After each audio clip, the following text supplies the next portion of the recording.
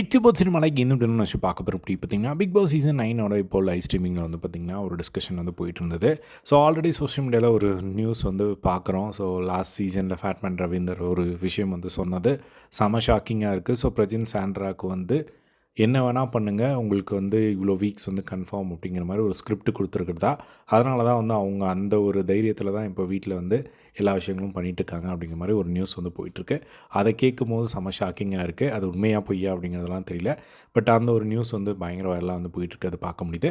அதுக்கேற்ற மாதிரி தான் இவங்கெல்லாம் இதெல்லாம் பண்ணுறாங்களோ அப்படிங்கிற மாதிரி டவுட் வர மாதிரி ஒரு சில விஷயங்களும் இப்போ லைவில் வந்து போயிட்டுருக்கு. ஏன்னா அந்த நாமினேஷன் டிஸ்கஷன் வந்து ரொம்ப ஓப்பனாகவே பண்ணுறாங்க. இப்போ வந்து விஜய், பார்வதி, சாண்ட்ரா, பிரஜினி இவங்க 3 பேரும் வந்து உட்காந்து ஆப்போசிட் கேங்கை தூக்கணும் அப்படிங்கிறது தான் இவங்களோட பிளானாக இருக்குது இப்போது. ஸோ இவங்க இந்த மாதிரி பண்ணுறாங்க இப்போ ஃபைனலாக வந்து சரி ஓகே ஆப்போசிட் கேங் எல்லாமே போயிட்டாங்க. இவங்க 5 பேர் இருப்பாங்க. அப்போ இவங்க ஒருத்தருக்கு ஒருத்தர் வந்து அகெயின்ஸ்டாக மாறுவாங்க அப்படிங்கிறது தெரிஞ்சு தான் பண்ணுறாங்க. பட் அது வந்து ரொம்ப மோசமாக போகும். நீ அப்போ இதை சொன்னல, நான் இப்போ அதை சொன்னல அப்படின்னு சொல்லி இப்போ பேசுகிறதெல்லாம் அப்போ வந்து சண்டைக்கு கொண்டு வருவாங்க. பட் நம்மளுக்கு ஒரு என்டர்டெயின்மெண்ட் தான். பட் வெயிட் பண்ணி வந்து பார்க்கலாம் அது எப்போ நடக்க போகுது அப்படின்னு சொல்லி.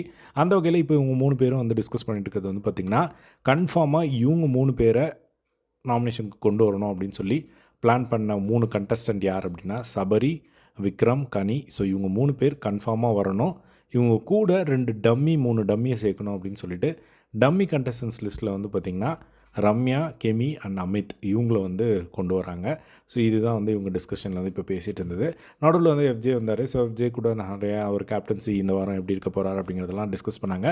அண்ட் கடைசியாக வந்து எஃப்ஜேக்கு வந்து பார்த்திங்கன்னா ஒரு சில விஷயங்கள் வந்து சொன்னது பார்க்க முடிஞ்சுது. என்ன அப்படின்னா, எஃப்ஜே வந்து எனக்கு இந்த பிக் பாஸ் வீட்டில் 70 நாள் இருந்தால் எனக்கு சக்ஸஸ் அப்படிங்கிறது தான். அதுக்கு மேலே இருக்கிறதெல்லாம் எனக்கு போனஸ். ஆனால் நான் இப்போ இந்த வீட்டுக்குள்ளே வந்ததுக்கான ஒரு மெயினான ஒரு விஷயம் 2 விஷயம். அது 2மே நடந்துருச்சு. என்ன அப்படின்னா, நான் வந்து ஒரு ரேப்பர் அண்ட் பீட் பாக்ஸர் அப்படிங்கிறது தெரியணும் அப்படிங்கிறதுக்காக வந்தேன். அதை வீக்கெண்டில் விஜய் சேதுபதி அப்பப்போ சொல்லும்போதே வந்து தெரிஞ்சிருச்சு. அதனால் நான் வந்து சக்ஸஸ் எனக்கு. அதேமாதிரி நான் ஒரு 5 படம் பண்ணியிருக்கேன். மக்கள் என்ன நினச்சிட்ருக்காங்க அப்படின்னா, அந்த 5 படமே வந்து வேறு யாரோ பையன் நடிச்சிருக்கான் அப்படின்னு சொல்லிட்டு. பட் அந்த 5 பையனும் நான் தான் அப்படிங்கிறது எனக்கு தெரியணும் அப்படிங்கிறது அதுவும் வந்து நடந்துருச்சு. ஸோ அதனால் நான் பிக் பாஸ் வீட்டுக்குள்ளே வந்த வேலை எனக்கு நடந்துருச்சு அப்படிங்கிற மாதிரி அவர் சொல்லிட்டு இருந்தால் வந்து பார்க்க முடிஞ்சுது. ஸோ இதை பற்றி உங்களோட ஒப்பீனியன் காம்பாக்ஸில் ஷேர் பண்ணுங்கள். இதே மாதிரி எல்லா பிக் பாஸ் அப்படியே தெரிஞ்சுக்க நம்மளோட சேனலை சப்ஸ்கிரைப் பண்ணி சப்போர்ட் பண்ணுங்கள். தேங்க்ஸ் ஃபார் வாட்சிங். பை.